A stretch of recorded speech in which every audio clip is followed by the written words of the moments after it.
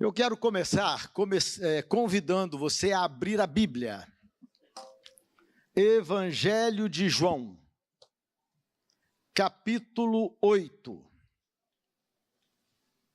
Há uns slides, enquanto eles abrem, eu gostaria que fosse projetado aqui. Esse é o nosso tema de hoje. A doutrina bíblica do pecado. E eu quero explicar isso a você antes de começarmos a leitura aqui. Eu sou adventista de berço, 63 anos. E eu confesso que, ao longo desses anos todos, eu nunca fiz um estudo bíblico e nunca dei um estudo bíblico a ninguém sobre a doutrina do pecado. A gente acha que compreende a questão do pecado de forma básica. Isso é uma coisa natural e todo mundo precisa compreender isso.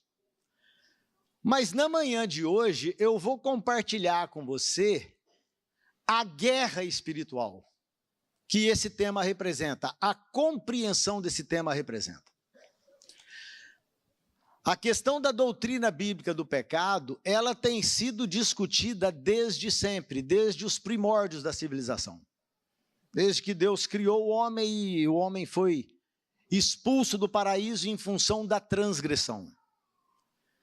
E você vai perceber que pelo menos nos últimos 2000 anos, a história da igreja cristã, esse assunto tem sido debatido de forma mais intensa em determinados momentos e de forma menos intensa em outros. Mas o assunto tem sido discutido sempre.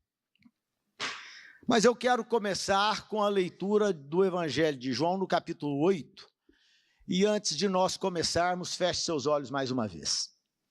Senhor, nós estamos com a Tua palavra aberta, e quando a Tua palavra está aberta, o Teu poder irrompe, porque o Senhor traz luz e ensino, e é isso que nós queremos. Maior compreensão da Tua vontade, para melhor servir ao Senhor. Fala com cada um dos adoradores nesta manhã, é o que nós pedimos em nome de Jesus. Amém. 8, verso 2 do Evangelho de João. E pela manhã cedo, voltou para o templo, e todo o povo vinha ter com ele, e assentando-se os ensinava. Em outras palavras, estar no templo era um costume de Jesus. Diversas vezes, quando estava em Jerusalém, ele ia para o templo. Aquela era a sua casa de ensino. Você vai se lembrar de Jesus no templo em vários momentos, e esse aqui é um deles. Então, nessa ocasião, verso 3, os escribas e fariseus, que compunham a elite religiosa, trouxeram-lhe uma mulher apanhada em adultério. Qual era o objetivo? Eles queriam experimentar Jesus. Eles queriam que Jesus condenasse a mulher ao apedrejamento. Por que razão? Esta era a prescrição da lei mosaica. Mulheres e homens apanhados em adultério tinham que ser apedrejados até a morte.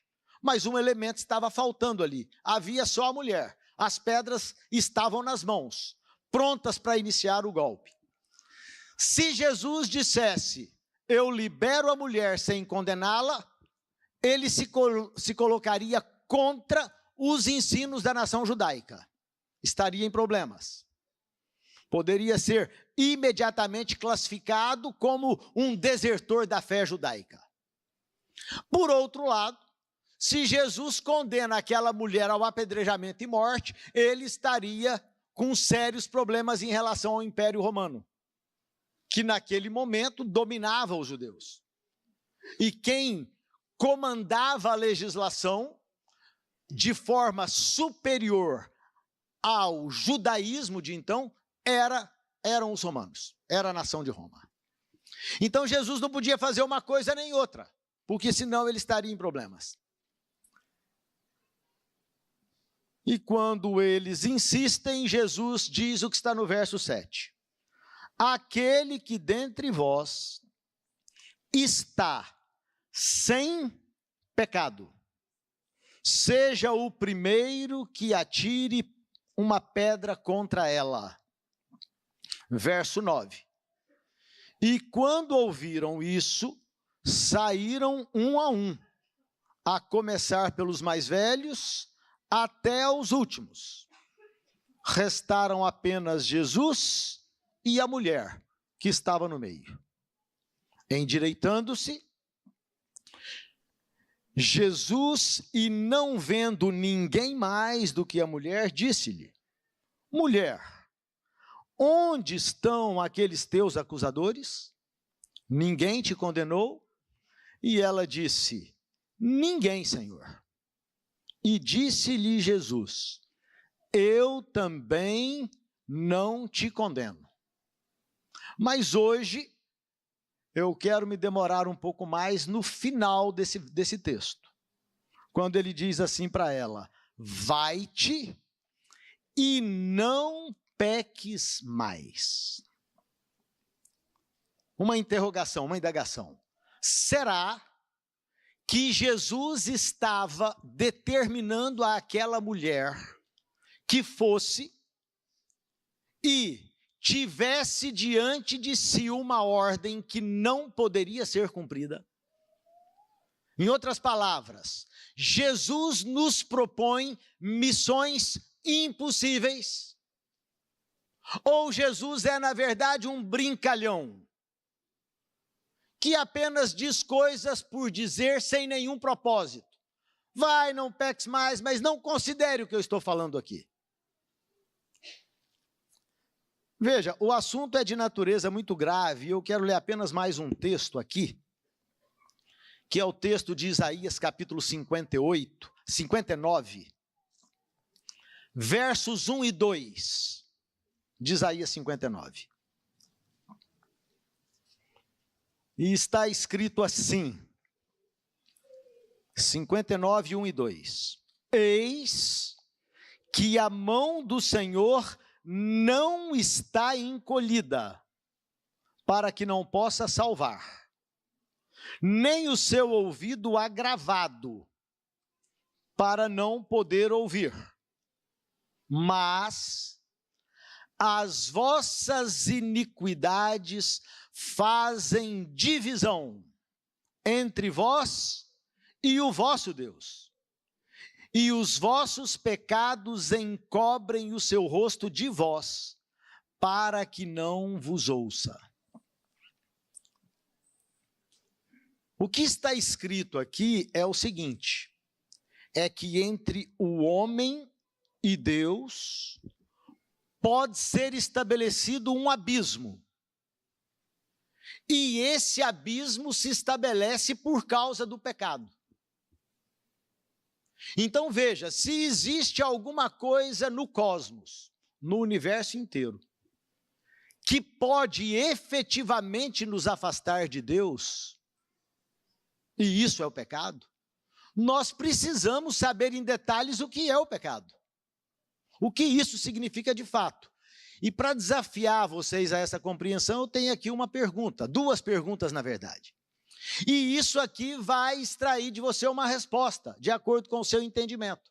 Veja, primeira questão: alguém peca porque é pecador?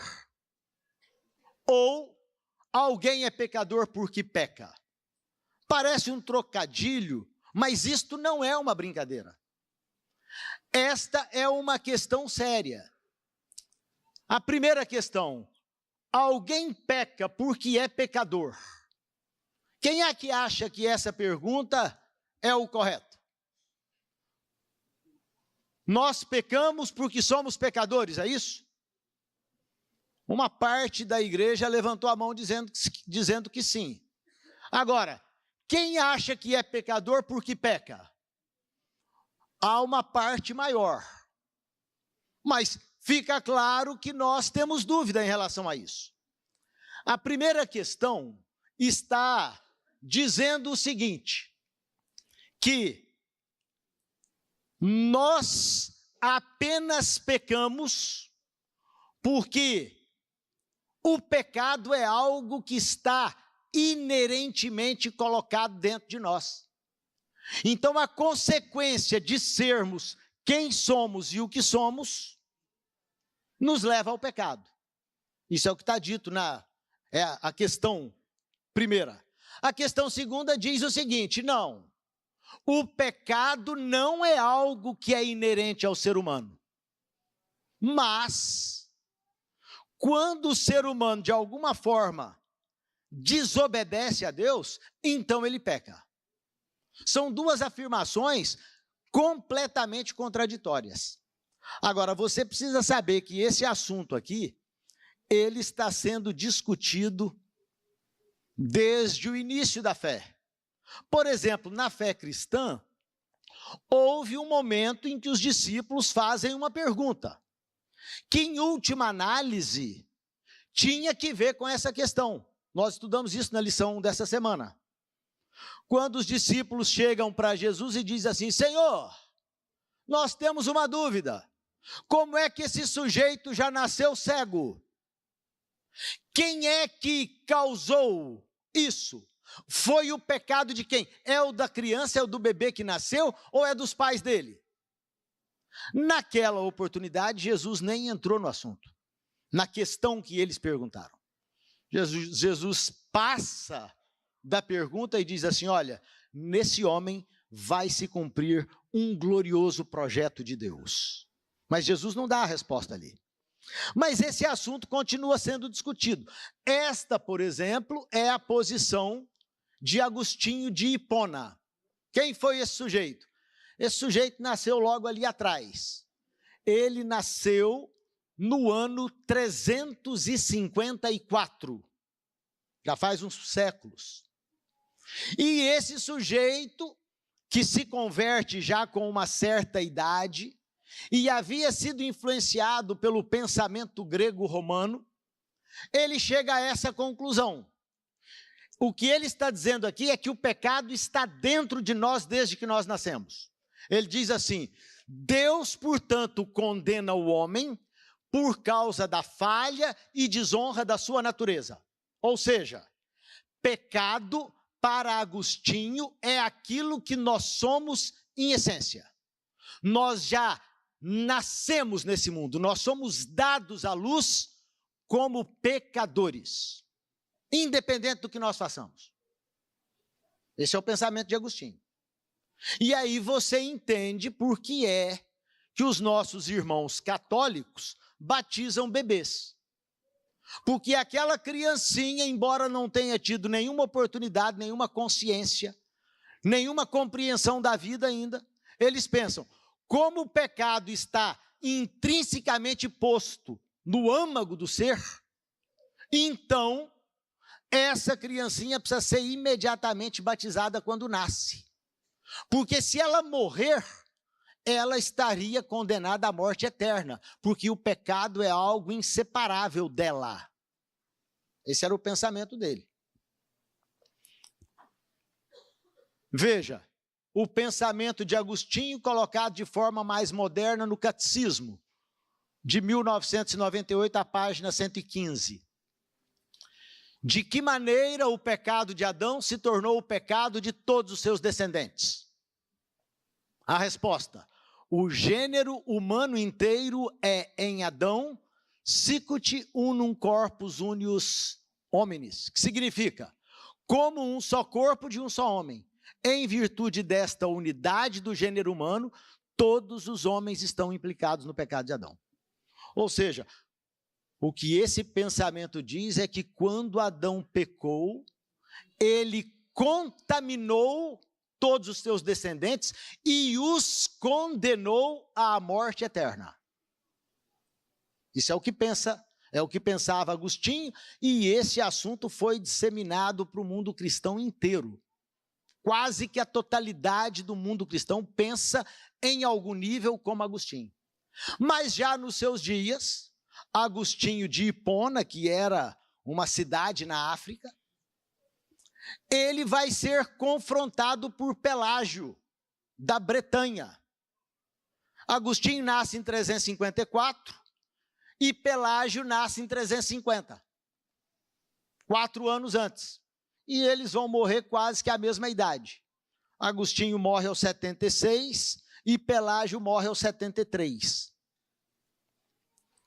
E Pelágio dizia: não, o homem não é pecador porque nasceu com essa característica. O homem só se torna um pecador quando ele comete o seu primeiro erro. A criança não nasce intrinsecamente condenada, desde o seu momento inicial. Então, para saber que posição está certa, que posição está errada, nós precisamos saber o que é pecado à luz da Bíblia. Veja, esse assunto, ele vai continuar sendo discutido. Quando chega a reforma do século XVI, nós continuamos tendo uma guerra teológica sobre esse assunto. Porque você vai tomar, por exemplo, João Calvino, que foi um grande reformador francês, e ele vai ter uma guerra direta com o grande pensador, o grande teólogo holandês, que é Jacob Arminius. Calvino diz: olha, como todo mundo nasce condenado porque o pecado está no âmago do coração, então, para ser possível Deus salvar alguém, só tem um mecanismo: Deus tem que eleger uns poucos aí, e esses poucos vão para o céu independente da vontade deles. Porque Deus vai forçar neles o evangelho de tal maneira que eles serão obrigados a aceitar. Não há outro jeito de ser salvo. E Arminius dizia: não é nada disso. Eu penso é como Pelágio. Então esse assunto se tornou uma guerra dentro do mundo cristão. Mas a Bíblia diz isso: todo aquele que pratica o pecado também transgride a lei, porque o pecado é a transgressão da lei. Aí, para resolver esse problema, o que eu fiz? Eu pensei assim: só tem um jeito da gente estudar a Bíblia, que é o jeito como a gente ensina a Bíblia para todos aqueles para quem a gente dá um estudo bíblico, que é a ordem que está lá em Isaías 28:10. Um pouco aqui, um pouco ali, porque é mandamento sobre mandamento, regra sobre regra. Não é assim que a gente tem que estudar a Bíblia? Então eu fiz assim, o meu estudo foi: eu vou tomar todos os textos da Bíblia que falam sobre pecado. Foi uma pesquisa exaustiva, eu confesso. Só que eu peguei a minha versão, que é uma João Ferreira de Almeida, revista e atualizada no Brasil. E você sabe que as versões da Bíblia têm nuances, têm variações. Então eu me baseei nessa RA, na revista e atualizada. Só que a Bíblia não foi originalmente escrita em português. Então, as palavras utilizadas lá nos originais grego, aramaico e hebraico, elas eram outras. E dependendo da versão, elas podem ter tradução diferente. Exemplo, às vezes num verso a tradução é pecado e no outro é iniquidade, e no outro é transgressão da lei. Certo? Então, qual foi a conclusão a que eu cheguei? Eu comecei a estudar todas as palavras no hebraico, no aramaico e no grego que alguma vez foram traduzidas por pecado, para eu chegar a uma definição bíblica de pecado. Assim, ó. O que é pecado? Essa é a questão. Bom, a palavra Achã, ela é traduzida, ela é a palavra 0817 da Bíblia. É o Strong 0817. Essa palavra vai aparecer no original hebraico 41 vezes. Certo? E algumas vezes ela vai, por exemplo, eu tenho aqui, ó, uma situação em que essa palavra de Provérbios 14:9. Os loucos zombam do pecado, mas entre os retos há boa vontade. Nessa tradução aqui de pecado, a palavra usada foi Achã.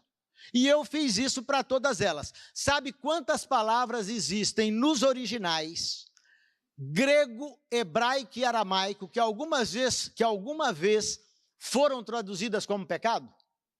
13 palavras. São essas aqui, ó. Chatá, chet, chatahá, chatá com 2 T's, ahá, do aramaico. E aqui tem a quantidade de vezes. Matzá, pecha, amartano, isso já no grego, amartano, amartema, amartia, anamartelos e crises. 13 palavras dos originais alguma vez foram traduzidas como pecado.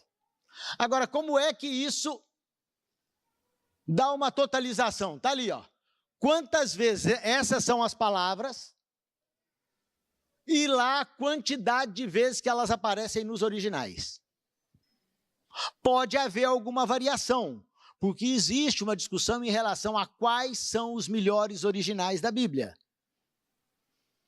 Nós estaríamos falando, por exemplo, dos materiais que foram descobertos ao pé do Monte Sinai, o Códice Sinaíticos, Códice Vaticanos, ou o material que foi difundido pela igreja ao longo dos séculos. Enfim, mas a quantidade é muito próxima disso. E aí eu fui olhar quantas vezes essas 900 e poucas palavras foram traduzidas como pecado. E isso dá apenas 334 vezes. Ou seja, várias vezes, a maioria das vezes, aquelas palavras, aquelas 13, apareceram na Bíblia e não foram traduzidas como pecado. Mas como pecado, nós as temos 334 vezes. E elas aparecem assim, no Antigo e no Novo Testamento. Há livros da Bíblia em que nenhuma vez aparece a palavra pecado. No Antigo Testamento, o que mais aparece é o livro de Levítico. E no Novo Testamento, o que mais aparece é o livro de Romanos. Bom, depois desse estudo todo, eu encontrei 3 versos na Bíblia que definem o que é pecado. Quais são esses versos? Estão aqui. O primeiro nós já lemos. Todo aquele que pratica o pecado também transgride a lei, porque o pecado é a transgressão da lei. Aí nós temos uma segunda declaração, a de Tiago. Aquele, pois, que sabe fazer o bem e não o faz, comete pecado. Quando você compara esse segundo verso com o primeiro, eles estão falando a mesma coisa. Porque, veja, o que é fazer o bem? O que é fazer o bem? Fazer o bem é cumprir as ordens de Deus. Porque não é isso que está escrito? A lei de Deus não é pura, não é santa e não é boa. Então, tudo aquilo que provém de Deus é bom. Então, a lei é boa.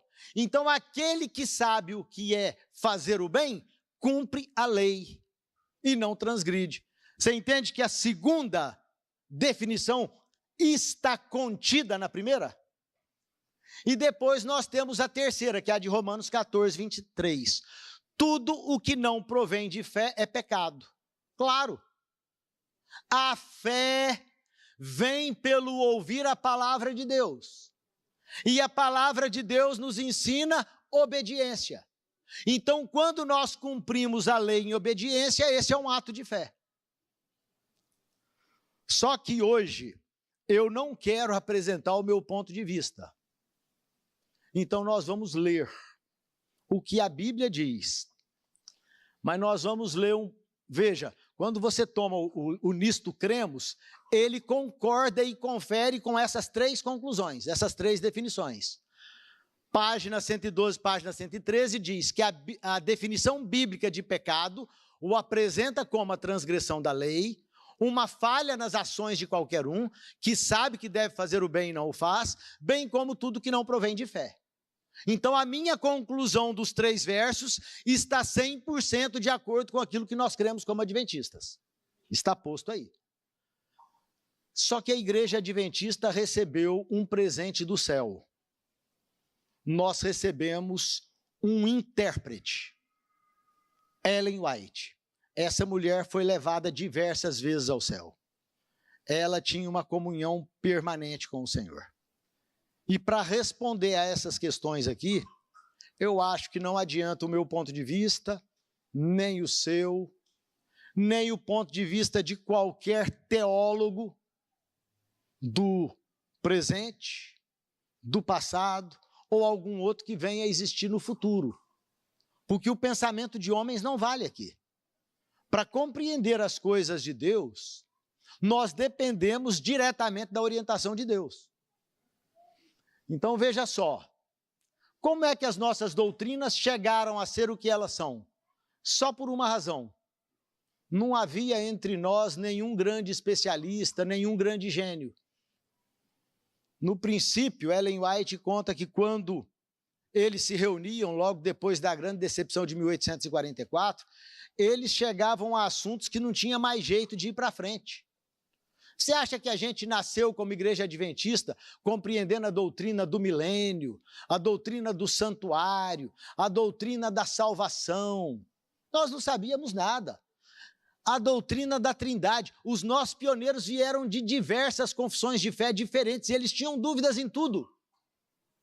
E quando eles se reuniam, diz ela, e passavam às vezes noites e dias inteiros estudando, e chegavam a essas posições em que não tinha como ir para frente, sabe o que acontecia?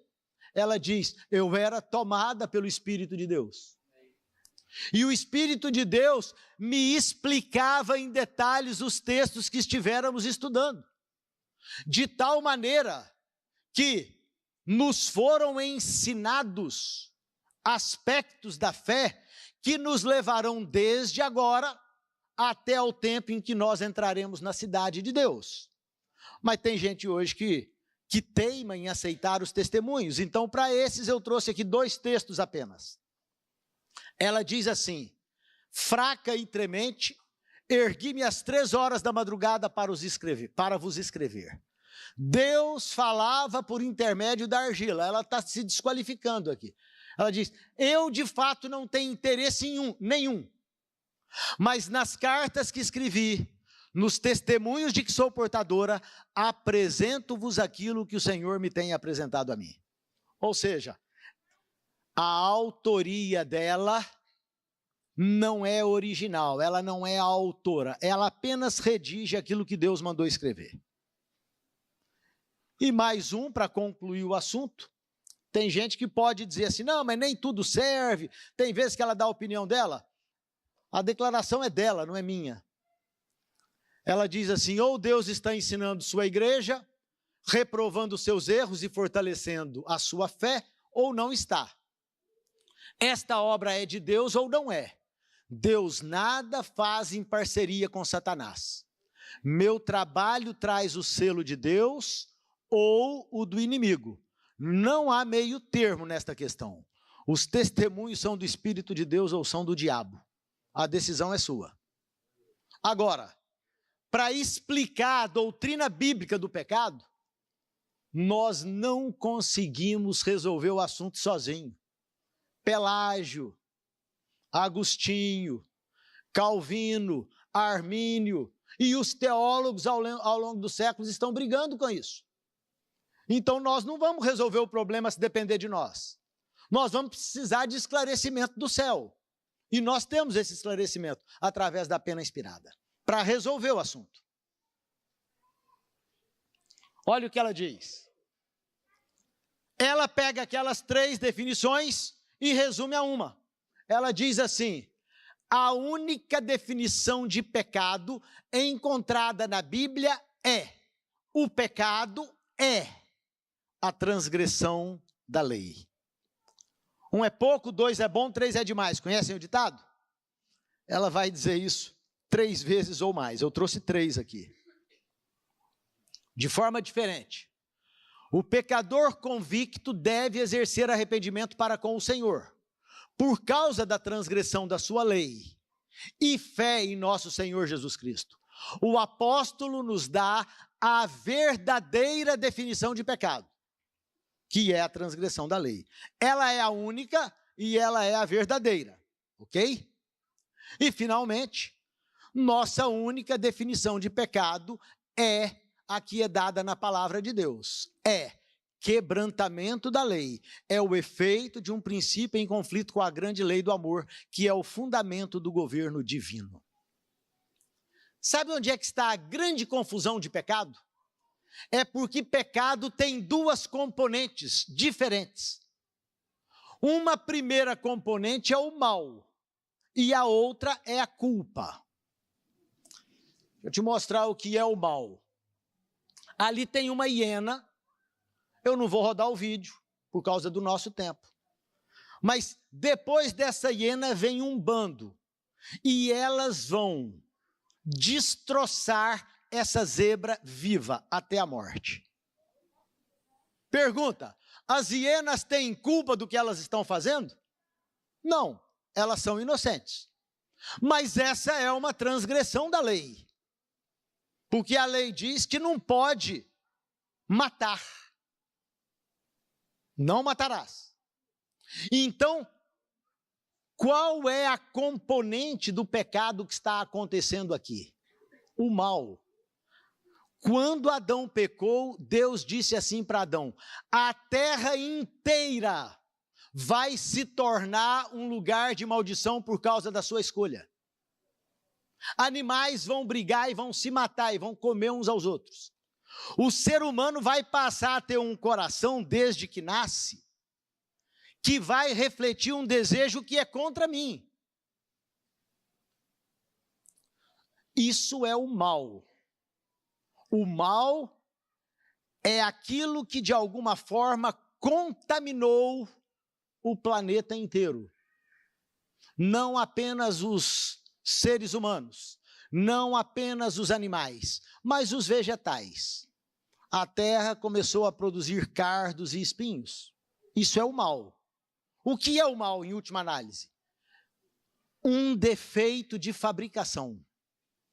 A terra foi criada perfeita, mas quando o pecado entrou no mundo, tudo o que foi produzido, de alguma forma foi estragado. Só que esse estrago não necessariamente produziu culpa. O que é culpa? Esse desenho aqui tem um vídeo, vocês devem se lembrar daquele casal, Nardoni.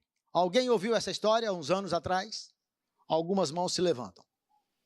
Era a madrasta e o pai. A garotinha tinha 5 anos. E eles tinham um filho do relacionamento deles. A menina vinha de um relacionamento anterior do pai. Eles chegam na garagem e, por alguma razão, as autoridades não conseguiram a explicação conclusiva, mas havia sangue e era sangue da menina, que foi pingando desde a garagem até o 3º andar onde eles moravam. E do 3º andar, eles abriram um buraco na redinha de proteção e jogaram a menina do 3º andar. E depois quiseram simular que havia sido um acidente. Não era, foi assassinato. Isso é mal ou isso é culpa? Aquilo que você faz de forma deliberada. Essas duas componentes estão presentes no pecado. Então veja só, a componente que eu mencionei primeiro, que é o mal, ela tem uma consequência última. Sabe o que é? O sono da morte. Todo mundo que nasce nesse planeta vai acabar dormindo um dia, o sono da morte. Os cemitérios estão cheios desses mortos. O que produz o sono da morte? O mal, por causa desse defeito de fábrica que foi replicado para todos os seres que povoam esse planeta. Agora, qual é a consequência da culpa? A culpa não gera sono da morte. A culpa gera condenação e morte eterna. Mas são 2 elementos que estão presentes no pecado. É por isso que a Bíblia, de forma muito clara, separa as duas coisas. Por exemplo, Ezequiel. a alma que pecar, essa morrerá. O filho não levará a iniquidade do pai, nem o pai levará a iniquidade do filho. A justiça do justo ficará sobre ele, a impiedade do ímpio cairá sobre ele. No reino dos homens, isso é naturalmente compreendido. Imagine, o seu filho matou alguém.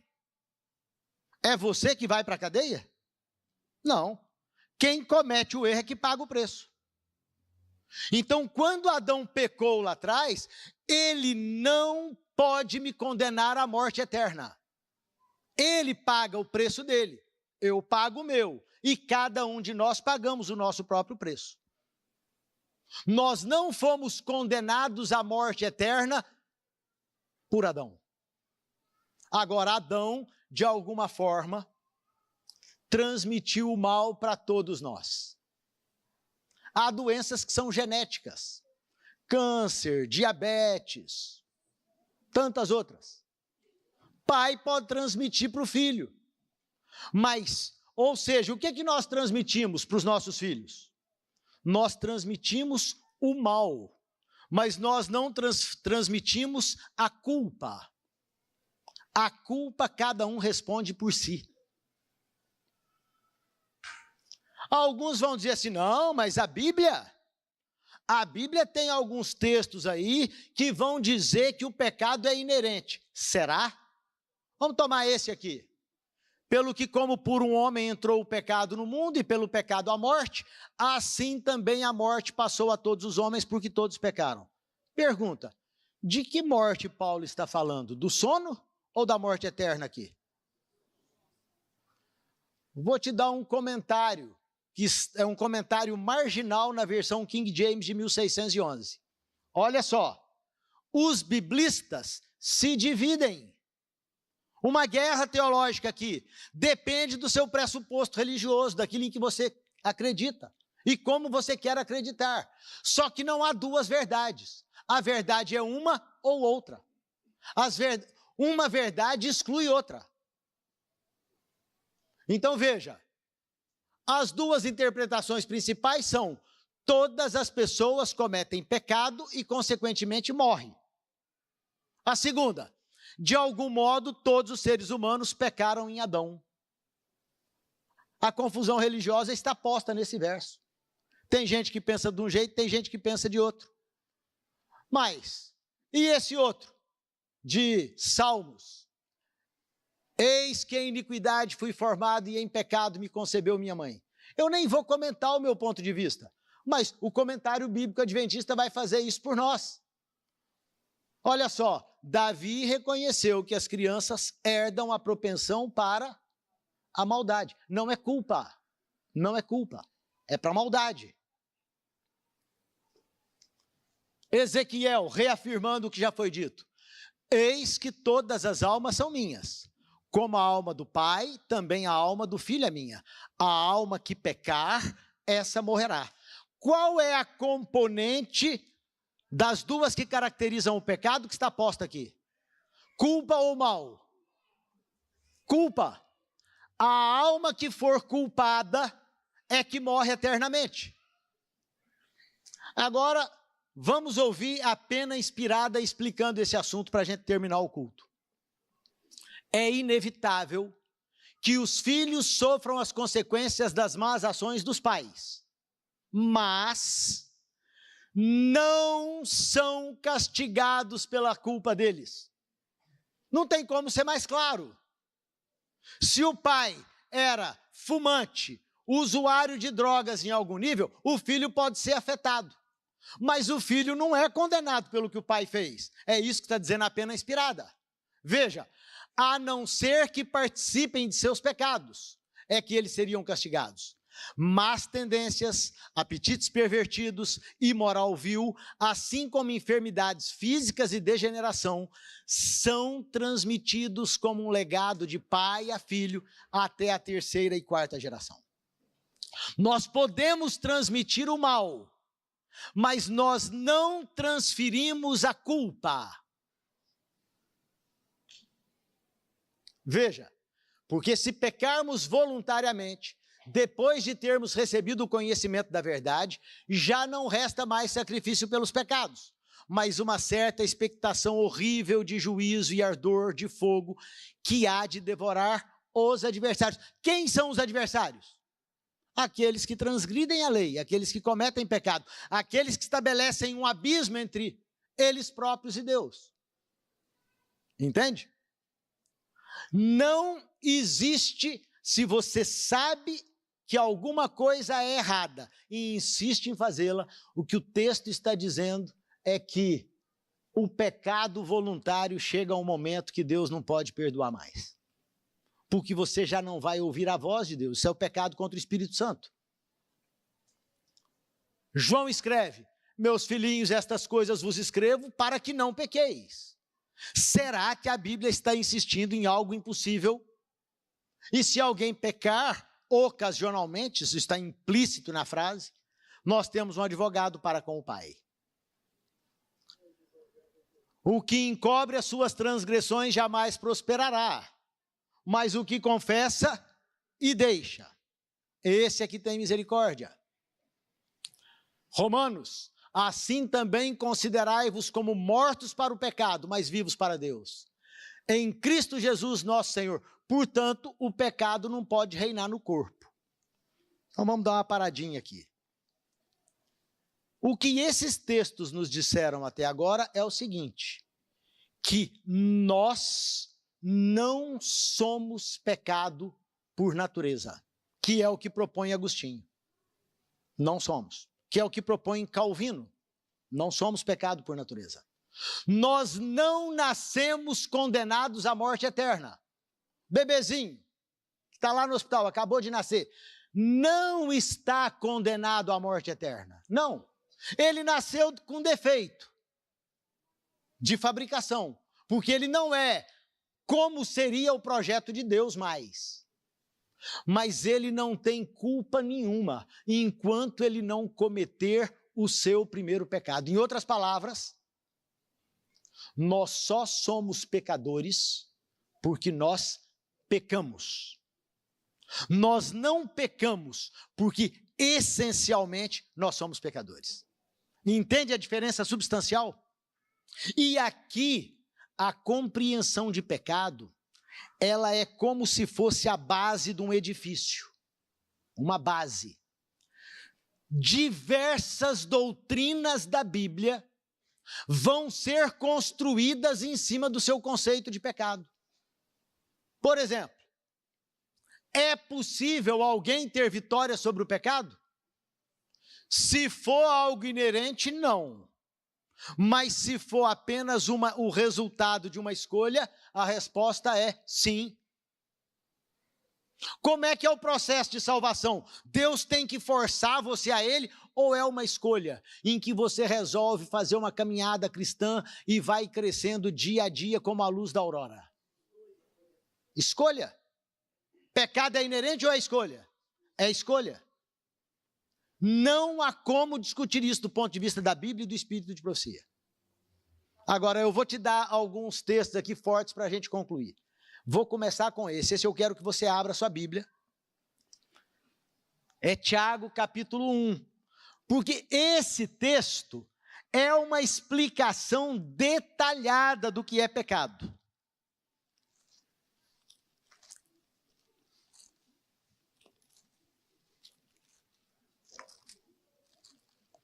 Tiago, capítulo 1, versos 14 e 15. Mas eu vou fazer duas coisas aqui. Nós vamos ler o texto bíblico de Tiago e depois, sabe o que nós vamos fazer? Nós vamos perguntar para Ellen White como é que ela entende isso. Se Ellen White disser para nós como é que tem que entender o assunto, eu acho que a questão está definida. Você concorda com isso ou não? Então vamos ler o texto, olha só. Mas cada um é tentado quando atraído e engodado pela sua própria concupiscência. Vamos parar aqui. O que é concupiscência?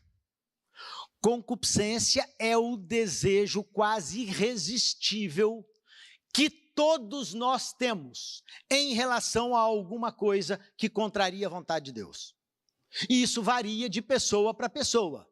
Tem gente que tem um desejo louco de roubar do outro, cleptomaníacos. Tem gente que é desarvorada em relação a sexo. Essa é a paixão da vida. Tem gente que gosta de se sobrepor aos demais. Tem gente que é apaixonado por dinheiro. Tem gente que é suicida. Ou seja, cada um de nós tem uma característica perversa, porque nós somos equipamentos defeituosos. Não estamos condenados por isso. Então, onde é que o diabo vai? Ele tenta a cada um de nós. Sabe onde que ele tenta? Esse covarde, condenado à morte eterna.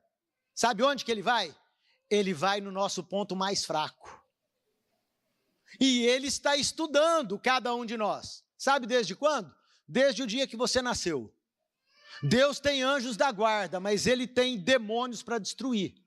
Então os seus olhares, os momentos em que você franziu a sobrancelha, os momentos em que você colocou os olhos com atenção em alguma coisa, ele está estudando você muito melhor do que todos os psicólogos que existem. Então ele tem uma radiografia acerca de quem é você. Ele sabe quais são as suas perversões mais acariciadas, e conhece as minhas também. E sabe o que ele vai fazer? Ele vai nos entregar a oportunidade, ele vai nos tentar no momento da nossa maior fraqueza. É isso que o texto está dizendo. Nós acabamos de ler, verso 14. Cada um é tentado quando atraído e engodado pela sua própria concupiscência, esse desejo quase insuperável. Olha o verso 15. Depois, um processo. Depois, havendo a concupiscência concebido, então ela dá luz ao pecado. Ou seja, tentação não é pecado. O diabo pode falar o que quiser ao seu ouvido, mas se o seu desejo for contido e aquela paixão não for satisfeita, significa que aquele pecado não nasceu. Mas se ele nascer, você vai no texto e ele diz assim, gera morte. Agora eu quero ver o que Ellen White fala desse texto aqui. Olha só. Um pensamento impuro tolerado, um desejo pecaminoso acariciado, e a pessoa é contaminada e sua integridade comprometida. Quando o diabo bate a porta com a tentação e você começa a flertar com a possibilidade de atender aquele seu desejo. Eu costumo dizer na minha classe o seguinte, ninguém mata na primeira vez que o vizinho estaciona o carro na frente da garagem. Mas dá raiva. Na segunda vez que ele estaciona, o sujeito pensa assim, eu vou matar. Se parar de novo, eu vou matar. Aí, de repente, você pensa, que loucura é essa? Eu matar, vou para a cadeia, vou desfazer minha família. Na quinta vez, quando ele parar de novo, você vai começar a estudar. Se você não cortar o pensamento, você vai começar a pensar como é que você esconde o corpo. O pecado é resultado de um planejamento. O adultério, o roubo, o assassinato, a transgressão do sábado, a desobediência nos dízimos. É resultado de um planejamento. Veja, depois havendo a concupiscência concebida, dá luz ao pecado, e o pecado sendo consumado gera morte. Agora, olha o que ela está dizendo. Se não quisermos cometer pecado, temos de evitar o seu princípio. Cada emoção e desejo tem de ser mantido em sujeição à razão e à consciência. Todo pensamento pecaminoso tem de ser instantaneamente repelido. Aí você diz assim, mas como? Está aí a resposta. Para a câmara de oração, seguidores de Cristo. Quando ele bater a sua porta, experimente isso, querido. Pode ser qualquer pecado. 10, 15 segundos de orações. E aquele pensamento se dissipa. porque ele não tem poder para forçar você. Mas vamos mais, isso é tudo parte de um texto só, já já eu chego no fim. Orem com fé e de todo o coração. Satanás está vigilante para lhes enlaçar os pés. Vocês precisam ter socorro do alto, se querem escapar dos seus ardis. Com fé e oração, todos, alguns, um ou outro, não, todos, podem satisfazer os requisitos do evangelho. Nenhum homem pode ser forçado a transgredir. É preciso primeiro obter seu próprio consentimento. A pessoa tem de propor-se a praticar o ato pecaminoso antes de a paixão poder dominar a razão ou a iniquidade triunfar sobre a consciência. Então isso é escolha. Veja, a tentação, por forte que seja, nunca é desculpa para o pecado. Clama ao Senhor se você está sendo tentado. Basta lançar-se desamparado e indigno sobre Jesus e reclamar-lhe a promessa. O Senhor ouvirá, Ele sabe quão fortes são as inclinações do coração natural e ajudará em cada ocasião de tentação. Mais que isso, olha que coisa séria. Há pensamentos e sentimentos sugeridos e despertados por Satanás, os quais molestam mesmo o melhor dos homens. Você sabe as coisas que às vezes passam pela cabeça. Eu sei. Coisas absurdas, diz, o que é que eu estou pensando? Que loucura é essa?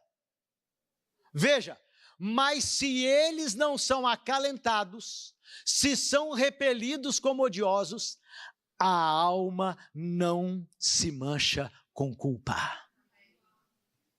A culpa só acontece quando a lei é transgredida. Não é porque você nasceu cego. Não é porque você nasceu manco de uma perna que você vai ser condenado à morte eterna. É quando você transgride a lei. Porque a única definição de pecado é transgressão da lei.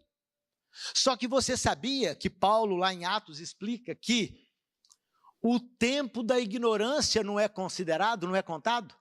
Ou seja, tem muita gente aqui que foi batizada e está na igreja há alguns anos só, mas durante a vida inteira transgrediu o sábado sem saber que era pecado. Então nós não somos condenados pelo tempo da ignorância. Mas eu preciso te dizer uma coisa, alguém pagou o preço mesmo dos pecados da ignorância. Porque se você vai lá no livro de Levítico, onde há as prescrições para o sacerdócio, tinha uma ovelha que tinha que ser sacrificada permanentemente pelos pecados inconscientes. Cristo pagou até por eles, porque alguém tem que pagar o preço do erro.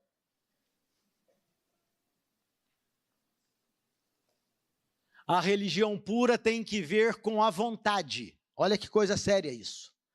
A vontade é o poder que governa a natureza do homem, pondo todas as outras faculdades sob seu comando. A vontade não é o gosto nem a inclinação. A vontade é o poder que decide, o qual atua nos filhos dos homens para a obediência a Deus ou para a desobediência. À vontade. Você obedece ou transgride de acordo com a sua vontade. Você sabe que frequentar determinados lugares é errado. Você frequenta a si mesmo? A decisão é sua, é a sua vontade que governa você. Ninguém está te obrigando a ir. Ninguém está te obrigando a usar determinadas coisas, determinadas substâncias, determinadas roupas, viver de determinada maneira. Não. Tudo é resultado da sua vontade, porque é você que é o arquiteto do seu próprio destino. A tentação mais forte não pode desculpar o pecado. Por maior que seja a pressão exercida sobre a alma, a transgressão é o nosso próprio ato. Não está no poder da terra, nem do inferno, compelir alguém a fazer o mal. Ninguém. Veja, Satanás ataca-nos em nossos pontos fracos, ele é um covarde, mas não é o caso de sermos vencidos. Por mais severo ou inesperado que seja o ataque, Deus nos proveu auxílio e não bata no peito, achando que você pode. Porque a salvação não é para a sua glória, não é para você se gloriar e se achar melhor que os outros. Ah, eu consigo, e ele não consegue, não. A força vem do Senhor. A força vem do Senhor. Para quem? Para quem quer. Veja, há muitos, olha que coisa séria aqui, há muitos que murmuram contra Deus em seus corações e eles dizem: nós herdamos a natureza caída. A natureza caída de Adão e, portanto, nós não somos responsáveis por nossas imperfeições naturais. Eles criticam os requisitos de Deus e reclamam que Ele exige o que eles não têm poder para dar. Já viu gente assim? Ah, Deus é exigente demais, eu não consigo fazer. Olha, esse tipo de comida, nunca. Querido, no seu ouvido, essa é uma decisão, é uma escolha deliberada sua, em todos os aspectos da vida. Perguntas, Ellen White é que está perguntando isso no texto. Que acusação você tem para fazer contra aquele que governa os céus? O que você tem a dizer contra o seu trato com você? O que é que você tem contra o seu governo? O que é que você tem contra as leis do Senhor? Se você tem alguma desculpa a oferecer por sua negligência em cumprir as condições nas quais sua salvação se baseia, agora torne-as conhecidas. Se você tem alguma desculpa para o pecado, para a impenitência, para a cobiça ou para a sensualidade, você tem permissão para dar as suas razões. Mas em sua condição caída, Deus diz: eu não enviei ajuda? Sim, enviei meu filho, que era igual a mim, para que ele pudesse viver um exemplo na terra e morrer pelas transgressões do homem, para que você não cometesse erros ou falhas na obtenção da vida eterna. Ou seja, eu mandei um exemplo. Você acha que é injusto com você? Foi muito pior com o meu próprio filho. Ninguém jamais foi tentado como ele. Ele era o grande esteio do universo todo. E ele foi tentado e hostilizado como nenhum outro. À medida em que vemos a condição da humanidade hoje, levanta-se na mente de alguns a questão: é o homem por natureza totalmente e completamente depravado? Ele está arruinado e sem esperança, como propõe João Calvino? Como propõe Agostinho de Hipona? Não, não está. Nós não somos condenados à morte porque nascemos nesse mundo. Defeituosos, é verdade, mas não culpados. O Senhor Jesus deixou as cortes reais e, tomando a nossa natureza humana, viveu uma vida como cada homem pode viver, se seguir o seu exemplo. Como é que Jesus conseguiu vencer as tentações? Não é porque ele era a divindade? Não, ele era como você e eu. Agora, como é que ele fez para vencer? Noites inteiras em oração. Você quer ser vitorioso sobre o pecado? Na luta da vida? Tenha comunhão mais intensa com o Senhor. É isso que está escrito, irmãos. Não tem como apagar, porque está escrito. Veja, nós podemos viver vida perfeita neste mundo, que seja um modelo de justiça, e vencer como Cristo, que nos tem dado exemplo em sua vida, revelando o que a humanidade pode conquistar, como ele, o grande padrão, conquistou. Os homens se venderam ao inimigo da justiça. Cristo veio ao nosso mundo para viver como exemplo aquilo que a humanidade deve viver, como condição para garantirem a recompensa celestial. Os homens não podem resgatar-se a si mesmos, deles mesmos nada podem fazer de bom, mas há um caminho de escape. Quando o homem pecou, Cristo se ofereceu para ser seu substituto e garantidor, a fim de proporcionar um meio pelo qual a raça culpada pudesse retornar à lealdade. Cristo tomou a humanidade e passou pela vereda onde Adão tropeçou e caiu. Sem se desviar da sua lealdade, ele enfrentou as tentações com as quais o homem é assediado e demonstrou de forma plausível e esperançosa que os pecadores podem ser libertos dos seus pecados. Porque ele venceu, ele provou para o universo inteiro que todas as acusações do diabo eram uma balela. A gente só precisa entender isso aqui. Tem gente que tem a maior dificuldade de entender como é que Cristo pode ser igual a gente. O cérebro de Cristo é igual ao nosso. Nada mudou. Mas por que a Bíblia diz que ele só era semelhante? É porque, veja só, vamos ver se isso aqui funciona. Acho que vai funcionar. Muito fraco.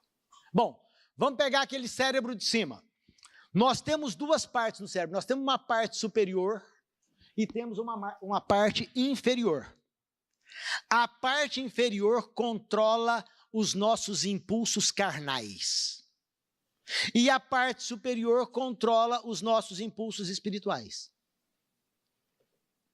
Uma criancinha com 2 ou 3 anos de idade, embora seja inocente, ela comete pecado. Quando?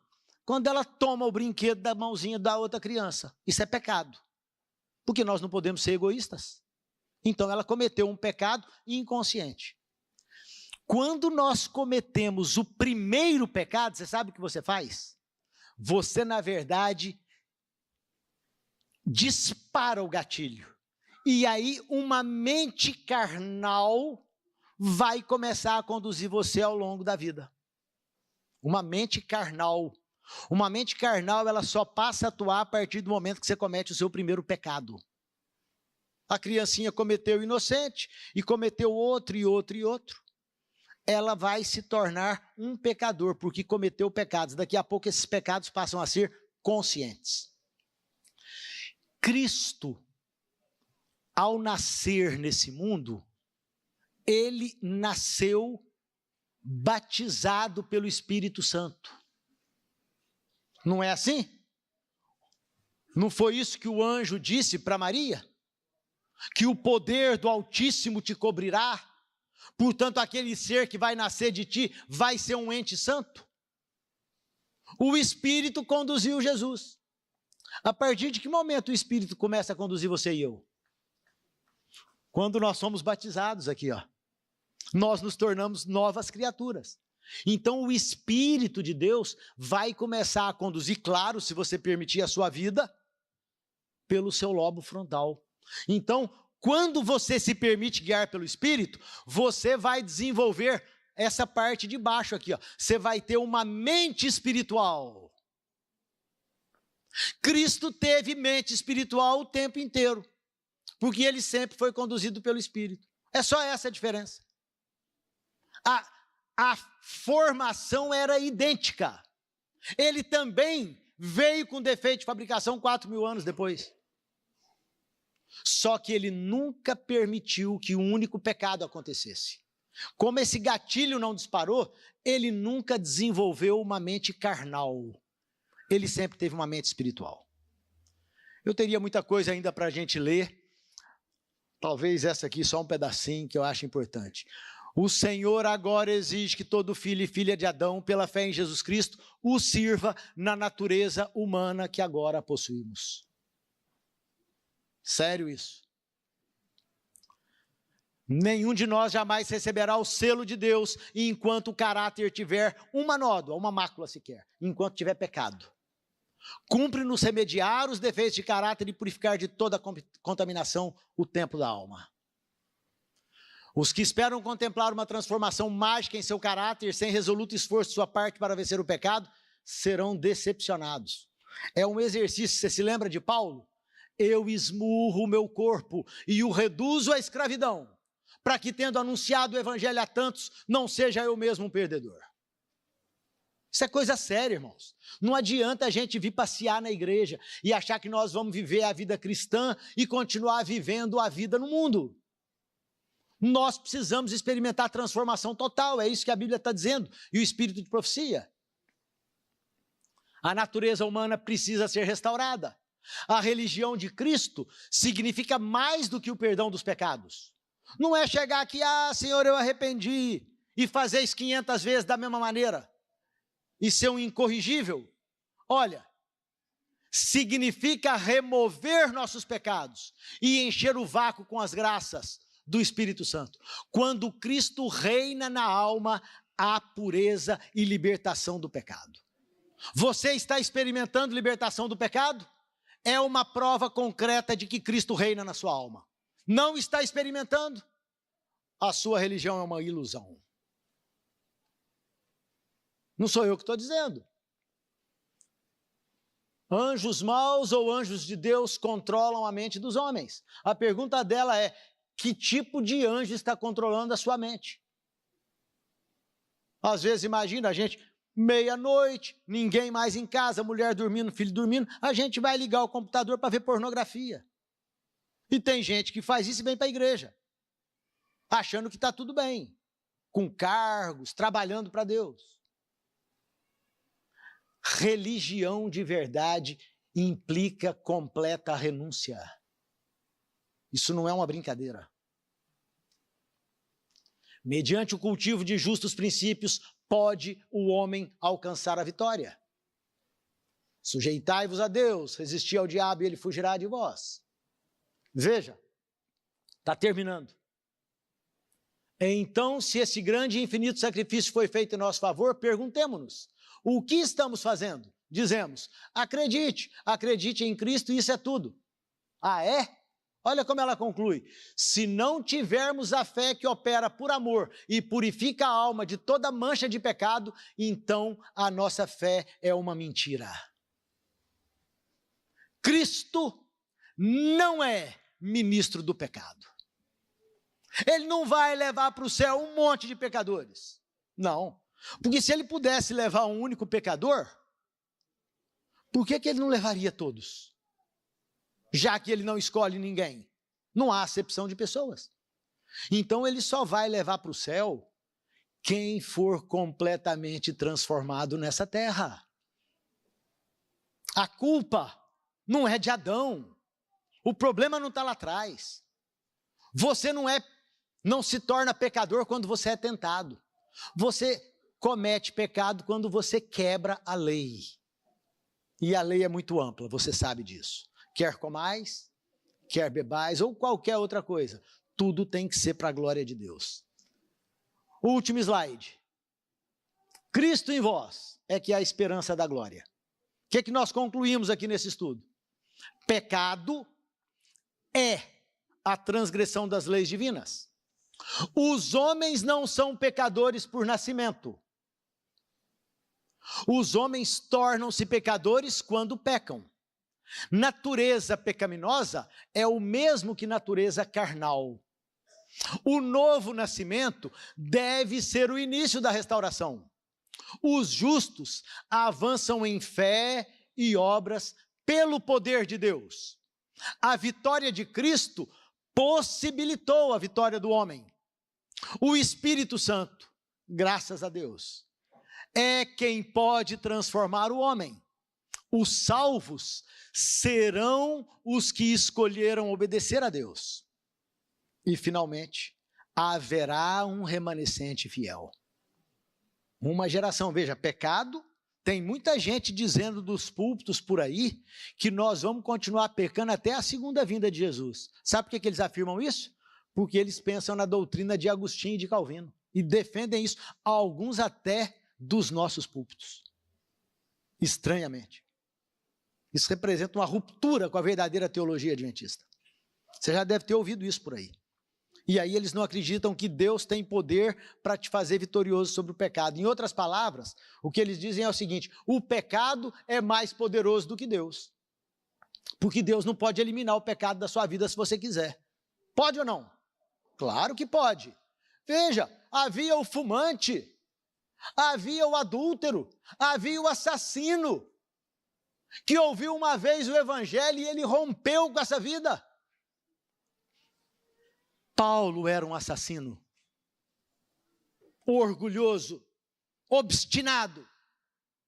Mas esse homem foi vencido pelo poder do evangelho, que é o amor de Deus que transforma o homem.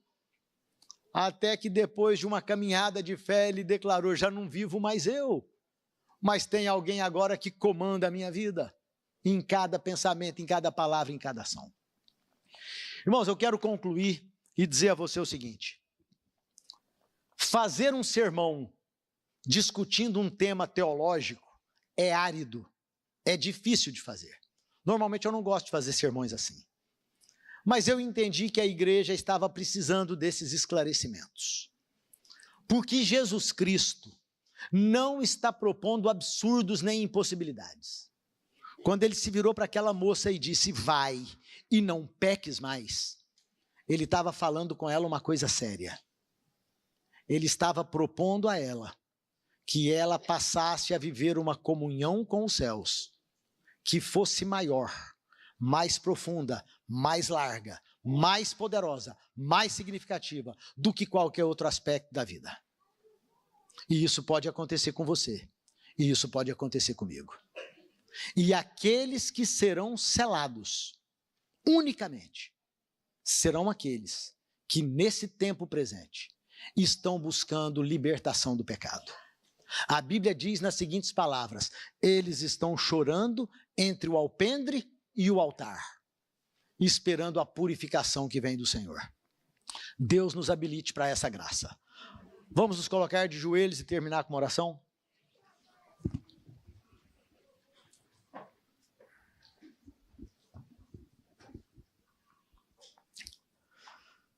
Pai querido e amado,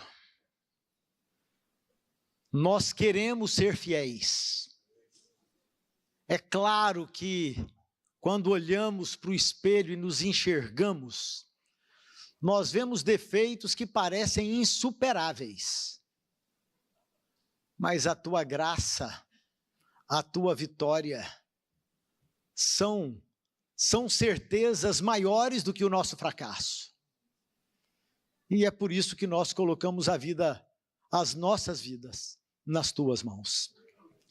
Porque o Senhor pode realizar o milagre. O teu Espírito tem poder para atuar em nós. Porque nós ofertamos ao Senhor o nosso coração e a nossa mente. Então, pelo teu poder, purifica, transforma, renova, refaz.